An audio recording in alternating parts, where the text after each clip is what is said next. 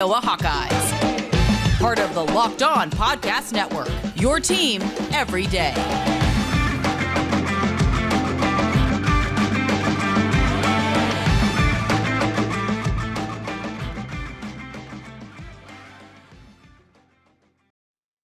Welcome back, Hawkeye Nation, to a Thursday morning episode of the Locked On Hawkeyes podcast, your daily podcast covering your Iowa Hawkeyes on the Locked On Podcast Network. As always, I am your host, Andrew Wade, excited to be back for another show today, and it is officially the beginning of the round of 64. I know we had the play-in games the last 2 days, but it is officially the round of 64 beginning today, one of the best days of the entire year, and we have a very important game for the men's basketball team. Iowa men's basketball taking on Richmond this afternoon. We're going to be talking a little bit more about that. We did do a full preview with former Richmond Spiders star TJ Klein on yesterday's show, but we're going to be talking a little bit more in depth about this matchup on today's show. We're also going to be talking about why this Iowa team can go far. You're seeing a lot of experts pick Iowa to go far in March. We'll tell you why, and then we're going to get into some news and notes around Iowa Hawkeye athletics outside of the basketball realm. So that's coming up on today's show. Before we get to any of that, though, I want to thank you all for making the Locked On Hawkeyes podcast your first listen every single day. You can find the Locked On Hawkeyes podcast for free wherever you get podcasts at, and also on YouTube by searching Locked On Hawkeyes. And today's episode is brought to you by BetOnline. BetOnline has you covered this season with more props, odds, and lines than ever before. BetOnline.net, it's where the game starts. So let's get into it. Today's matchup, Iowa versus Richmond. It is a matchup Iowa currently favored by 10.5 points. Kind of a big spread for a team that likes to hold on to the ball toward the end of the shot clock, is pretty efficient on offense, and likes to get in passing lanes from a defensive perspective for Richmond. But nevertheless, 10.5 points is the spread for this game. Iowa, you can get a team total over at 80 points, which if you watch the Big Ten tournament is very doable. Very, very doable. So we're going to talk a little bit about that. But as we talked about TJ Klein on yesterday's show, he's really excited about this game. Former Richmond Spider star, currently playing in the G League, has a very close bond with several of the players on this Richmond team, and I'll get to that in a second. But he talked a lot about what they do offensively, which is that Princeton offense that predicates itself on backdoor cuts, having guys out on the perimeter and attacking defenses from a variety of different angles. They have a very senior Latin team that is able to take advantage of that. It's very Northwestern-like with a bit more pizzazz. Defensively, this team has some abilities to turn the tides, to change momentum very quickly. One of their guards, 5'9" guard, I'm drawing a blank on his name right now, trying to look up my notes to see what his, I think it's Elijah. Let me check actually real quick. Jacob Gilliard, sorry, not Elijah at all. Jacob Gilliard is averaging 3.1 steals per game. So they have some guys on this defense who can cause some trouble for other teams in a hurry. Offensively, they don't really turn the ball over a lot, and defensively, they like to force a lot of turnover. So it's kind of an interesting matchup for Iowa going into this game. And as we all know, we've all heard this, that 12 versus 5 matchup is always a difficult one, right? There's always usually one 12 seed that upsets a 5 seed. Is Iowa at risk of being upset? Absolutely. Abso-freaking-lutely they are. Do not overlook this Richmond basketball squad. This is a talented team. Yes. On offense, they are the 69th ranked offensive adjusted efficiency unit. On defense, they are 104th. And the way Iowa is playing, we have every right to feel very confident about this game, that Iowa should have no problem taking care of business. But it's important to not overlook the fact that this is March. There is a reason why it's called March Madness. There is a reason why the games are played. And teams like this can be dangerous. Teams like Richmond can be dangerous. Again, how does Iowa handle Jacob Gilliard, their 5'9" guard who does a great job of getting in passing lanes? That will be huge. How do they attack Grant Golden? Grant Golden is their 6'10", five-man who does a great job of passing the ball. As we saw with Iowa in any game where they're playing really big guys, right? Kofi Coburn, a Travion Williams, a Zach Edey, right? When they're playing these big men, they like to attack. They like to bring the double teams and force those guys to find the open lanes or find the open outlet passes. Sometimes that burns us. Sometimes we get steals. And it really depends on who is kind of that guard attacking to play that double team. But nevertheless, it also depends on that 5 guy. We saw with Travion Williams, he did a phenomenal job of finding guys who are cutting towards the basket who are left wide open. It sounds like, according to TJ Klein, Grant Golden is a similar level of player, a great post passer. How does Iowa attack this? I think we're going to see them double team him early. I also think we're going to see a similar game plan that we saw at Purdue. We might see Josh get a few minutes in this game just to bring in a big body. We're also going to see a Keegan or a Chris match up on him. They're going to be a little bit quicker, able to get into those passing lanes. But expect that double team to come and expect Iowa to try to make Richmond pass that ball.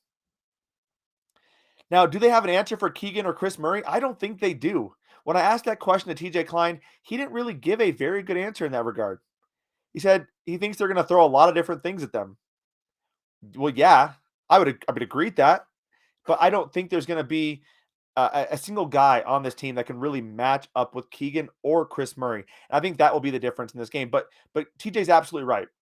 Richmond has to stop Keegan first, and then they focus their attention on a Chris or a Jordan Bohannon. All three guys are guys that Richmond players have talked very vocally about. They are focusing on, they are looking at. They know they need to stop those guys. Fortunately for Iowa, they have a lot of depth, a lot of guys who can burn them. And a guy like Tony Perkins can go off and have a fantastic game. I would expect to see Jacob Gilliard guarding Jordan Bohannon. I would expect to see Grant Golden potentially. I think he's probably going to match up on Phil Bracha. And you may see a Trevor Burton from Richmond match up on Keegan Murray. And then allowing those second chance opportunities. Iowa has picked it up over the course of the season. Early on in the season, there was a lot of issues with their rebounding. Since then, though, they've been good. They have figured out a way to be an effective rebounding team, even against teams who have big post players. Now, Richmond is not robust on the size front, right? Grant Golden 6'10", but outside of that, not a lot of big size type of guys. And Grant Golden hasn't played in a Big Ten game, right? He doesn't understand that Big Ten physicality. Great player, but doesn't understand that Big Ten physicality that's about to be brought. Iowa cannot allow second chance opportunities to Richmond, and Richmond does a really poor job of giving themselves second chance opportunities. They're one of the worst teams in the nation in offensive rebounding percentage. They do like to wait out the shot clock. They like to play that Princeton offense. They like to move the ball around the perimeter, but they are a terrible offensive rebounding team, and it is important that when they do shoot the ball, Iowa is going to crash the glass and get out into transition. Now, a lot of what has been made is that, Richmond is a team that would not have been into the NCAA tournament without winning the Atlantic 10 Conference tournament. But that does not mean they are not a bad team. They are a very, very senior-laden team. As I talked about several times, they have several guys who are sixth-year seniors. They have several Jordan Bohannons on their team. They have several guys who have taken advantage of that extra COVID year. This is the team that is not going to be wrecked by momentum swings. This is a team that is not going to be giving up anything by playing against a team like Iowa, right? They're not going to be too small for the moment. They're going to be ready to step up to the occasion. And these two teams are very similar. Another area they are very similar in is foul trouble. When Fran McCaffery has a guy who gets 2 fouls in that first half, he is absolutely sitting that guy on the bench. Richmond is a very similar team, and they do a good job of not putting themselves in those situations, but nevertheless, they are a very similar team. So attacking them, getting them into situations where they need to foul Iowa, or putting them in a situation where the officials have to make some sort of rash decision, that is going to be huge for Iowa to try to get them into foul trouble early on in this game. Now, can Iowa win this game? Iowa should win this game, right? Again, Iowa favored by 10.5. I'm probably not taking Iowa at that 10.5 mark. I'm taking Iowa at the team total over of 80 plus. I'm probably also going to take the over-under on that game. I don't have the line up and right in front of me yet, but I'm probably taking that over-under on that game as well, with the over hitting for Iowa and for Richmond. I think it's going to be a pretty high-scoring game in this game, with Iowa doing most of the damage. There's a lot of other props you can look at betonline.net as well. So take a look at that. Iowa definitely getting some favorable odds to make the Final Four, to make the Sweet 16. You're not going to get as good of an odd as you would have a couple of weeks ago, especially riding that momentum, but definitely take a look at that. There are a lot of opportunities to cash in some money on Iowa. I would also probably look at a South Dakota State. You could probably, I think it's like plus 1,000 to make that Sweet 16, but I think that's a team that could definitely take advantage of a Providence team that's probably overrated. And if they get the right matchup, if they get a Richmond, I think they can be explosive as well. So definitely be on the lookout for that. Again, I think Iowa's going to win this game. And as that game happens, I'll be breaking that down on Twitter, and then I'll be giving a post-game reaction that you can watch on tomorrow's episode of the show. Man, do I love March Madness or what? I absolutely love filling out my brackets, and I hope you do too. Make sure to get yours in now because we got to get those in before tip-off this morning. But the worst thing about those brackets is that I've never actually won. I love doing it. I have a great time doing it. I put that bracket together, and it's literally crushed in the first day almost every single time. That is why I am hedging my bets this year with Stat Hero's NCAA Pick'em contest. Stat Hero's NCAA single game Pick'em pits the star players against each other in an amazing hybrid between fantasy and sports gambling. Take control back from those handicappers that always seem to have the advantage. Start focusing on the players you know best with a gameplay that doesn't rely on big spreads, long odds, or funky props. Stat Hero gives you the advantage, resulting in their gamers winning 4 times more often. Why? Because Stat Hero eliminates the mystery about who or what you're going up against. Basically, they put a set of players up. You pick a set of players that goes against that set of players to see if you can win. If that sounds fun to you, if this sounds like something you want to do, sounds like an opportunity to kind of hedge your bets on your March Madness brackets, I suggest you go to stathero.com/lockedon right now.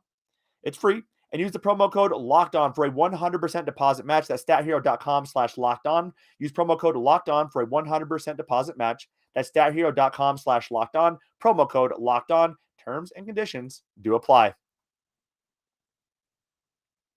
All right, y'all. Thank you again for making the Locked On Hawkeyes podcast your first listen every single day. We are free and available wherever you get podcasts at. And I know it's been kind of an interesting week getting shows out at varying times. Again, I appreciate everyone's patience. I'm a new dad, as you probably, if you've listened to the show, you've heard me talk about it several times. An amazing blessing, something I am so incredibly excited about. Best moment of my life. But it does make it difficult to get some of these shows out. So trying to record wherever I can, trying to get you the content you deserve with such an important time in Iowa Hawkeye Nation. So let's turn our attention to this team and whether or not they can get out of that first round matchup with Richmond, and what do their matchups look like for the rest of March Madness. I'm here to tell you, I think Iowa can go the distance in the tournament. And by the distance, I mean, I think they can be down in New Orleans playing in the Final Four. At that point, anything can happen. But this team has the ability to do that. And I'm going to tell you why. First and foremost, I think they have arguably the easiest draw just to get to the Sweet 16. It's not a bad draw at all. Iowa gets a Richmond team that would not have been in the tournament had they not won the Atlantic 10 tournament.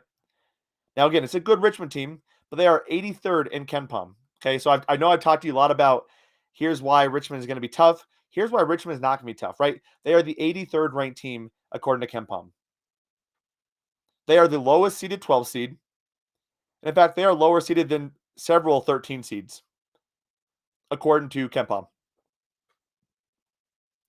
Vermont, for example, a 13 seed is 58th. South Dakota State, Chattanooga, 69th and 70th. Richmond, 83. After that, they get Providence or South Dakota State. Now, South Dakota State is a very interesting team. This is a team that has so many phenomenal shooters. They have not shot under 40% from 3 since January 31st. They have 5 guys shooting over 40% from 3 on the season and 2 more shooting over 36% from 3 on the season.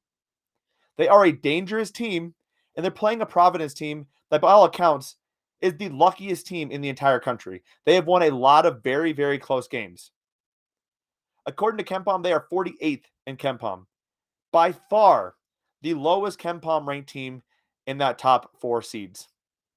32nd in adjusted offensive efficiency, 80th in adjusted defensive efficiency, and number 1 in the luck rating, which basically accounts for some of those things where if the ball falls a different way, they're not winning that game. So many close games for Providence. Now, I'm not taking away from the talent on their team. It is tough to win 25 games in the Big East. No doubt about it. But this is not a team that is your typical 4 seed. And by all accounts, I actually think that South Dakota State has a pretty good chance of beating Providence. Providence does not have a very strong defense. South Dakota State is a team that could be a Cinderella here. That is arguably the matchup I'm most concerned with out of these 3 matchups, right? You have Richmond that you're guaranteed against. After that, you get Providence or South Dakota State. I think South Dakota State probably beats Providence. I have them going to the round of 32 in my bracket. I think this is a team they're a very small team, but they are a strong shooting team, and that kind of thing is what leads to big upsets come March Madness. Now, they haven't beaten a lot of good teams, But still, South Dakota State is where I have my money on. But again, this is a team, if Iowa beats Richmond, they're getting either a really bad 4 seed or a 13 seed.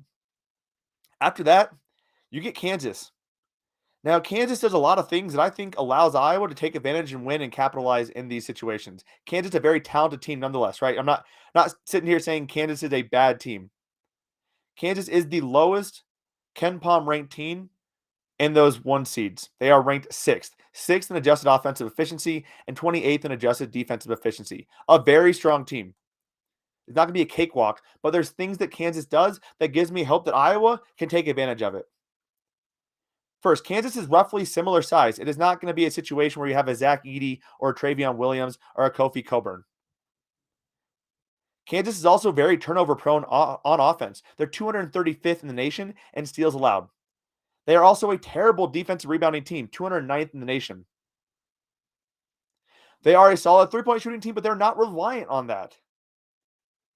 And when you look at the games they've lost, it was not because the other team was shooting lights out, because they do a really good job of defending the perimeter. That's the biggest concern I have about Kansas. They do a great job of defending the perimeter, but they have struggled getting out-rebounded in games, giving the other team 10, 12, 14 additional opportunities outside of what Kansas has.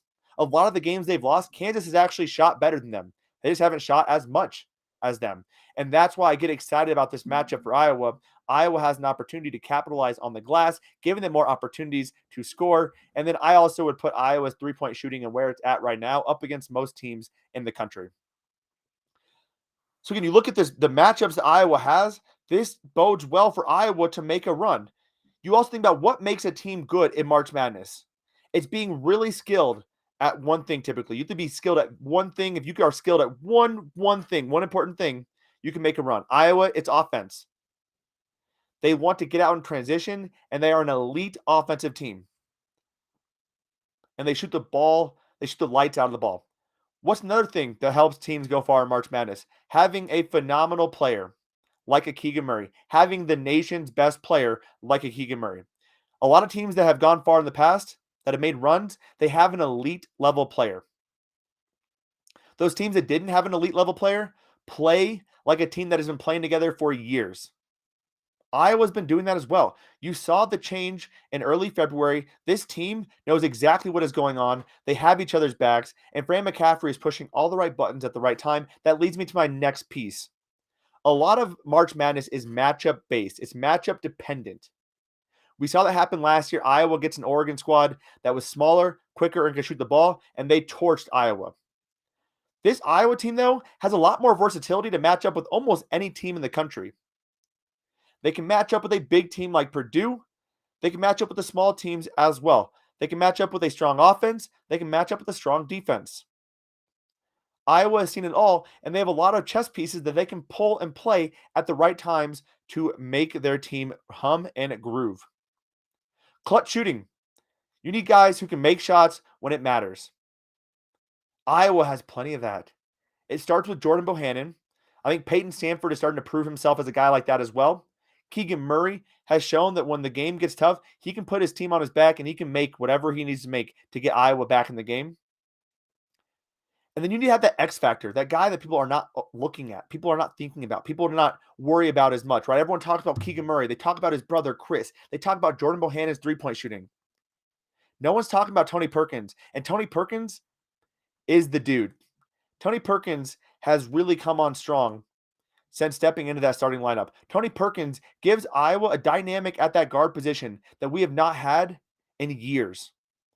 I love what Joe Toussaint can do when he's playing under control. I like what Aaron Eulis can do when he's playing under control. Tony Perkins has elevated his game to be consistently doing that, right? He's consistently playing under control, appropriately driving to the basket, finding ways and opportunities to take advantage of a defense that is maybe not looking at him as much, not focusing or prioritizing him as much in their defensive scheme. Tony Perkins has been a stud, and Tony Perkins is the guy that gives me a lot of hope because he is willing to take the shots. He is willing to be that guy who takes the ball when someone needs to make a shot outside of just a Keegan Murray.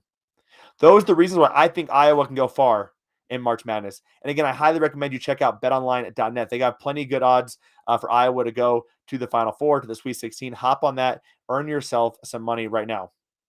Coming up, we're going to talk a little bit about some of the things going on in Iowa Hawkeye Nation. Specifically, the wrestling team just suffered another big blow, why that could hurt their national title chances. Also, some recruiting news, why a legacy recruit appears to not be heading to Iowa. That'll all be coming up here in a few short moments. But first, I know it's mid-March. I know it can be tough to stick to your New Year's diet, right? It's tough to stick to your New Year's resolutions, trying to eat healthy, be healthy. But thankfully for Built Bar makes it easier for you because Built Bar is the protein bar that tastes like a candy bar.